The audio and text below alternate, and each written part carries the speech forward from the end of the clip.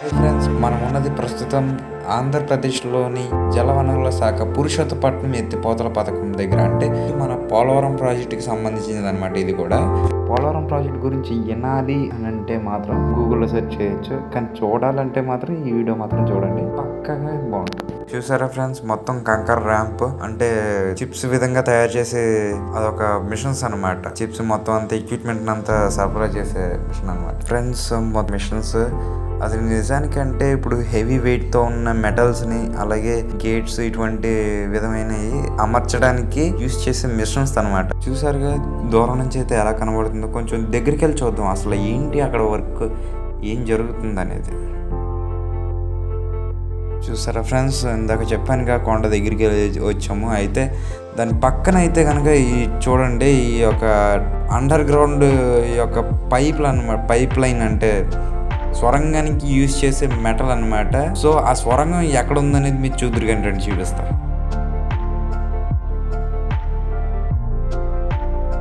మొత్తం టర్మినల్స్ అనమాట. పోలవరం ప్రాజెక్ట్ కి సంబంధించిన అండర్ గ్రౌండ్ వాటర్ అనమాట. అండర్ గ్రౌండ్ నుంచి అనమాట. అంటే ఇప్పుడు మెయిన్ గేట్ల ద్వారా కాకుండా అదే సైడ్ నుంచి వచ్చే అండర్ గ్రౌండ్ వాటర్ కింద నుంచి కూడా వచ్చే విధంగా అమర్చారు అనమాట. పనులన్నీ జరుగుతున్నాయి కూడా. ఇటువంటి సొరంగాలు ఆరు ఎన్ని ఉంటాయి అంటే నేను లెక్కర్లేదు సరిగ్గా. అంటే సెక్యూరిటీ గార్డ్ అనమాట.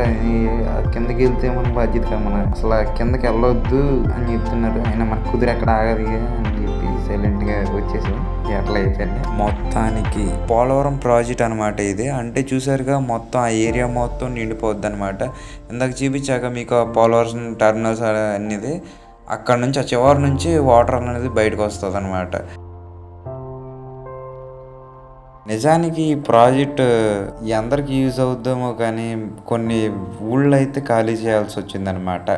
అంటే ప్రతి ఏడాది వర్షాకాలం వచ్చేసరికి కొన్ని ప్రాంతాలు అనేవి మునిగిపోవడం జరుగుతుంది.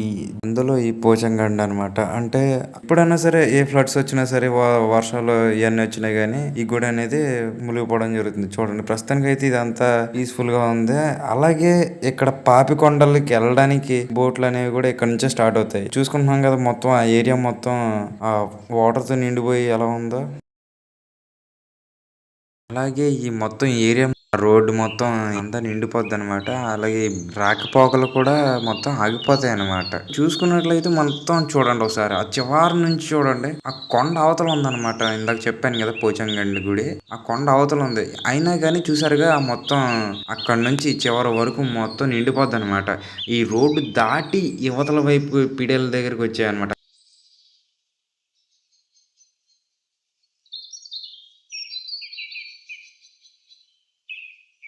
ఇప్పుడు ప్రస్తుతం గొందూరు అయితే వచ్చాము. ఈ యొక్క గోదావరికి మొత్తం ఈ ఊరు మొత్తం ఖాళీ చేసేసారనమాట. అంటే ముంపు గ్రామాలలో ఇది ఒక ఊరు అనమాట. ఇప్పుడు ఎవరు ఉండట్లేదు.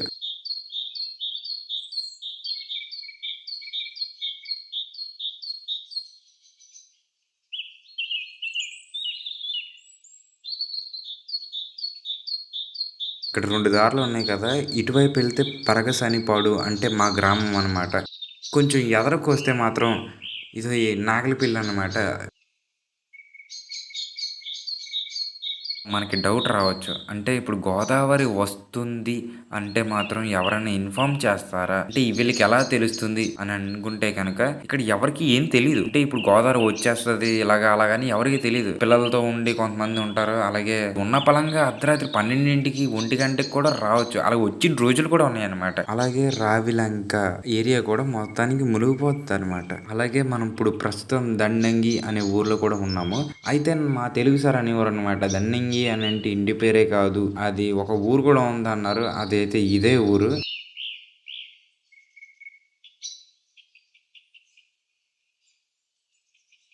ఇక్కడ గోదావరి వస్తే మాత్రం అందరూ ఆ కొండపైకి వెళ్ళిపోతారు అనమాట. ఈ పొలాలు మొత్తం నిండిపోతాయి అనమాట. అక్కడైతే ఒక అతను పొలం ఏదో వేశారు. అయినా ఈ పొలాలు కూడా కొంతకాలం వరకే ఉంటాయి అన్నమాట.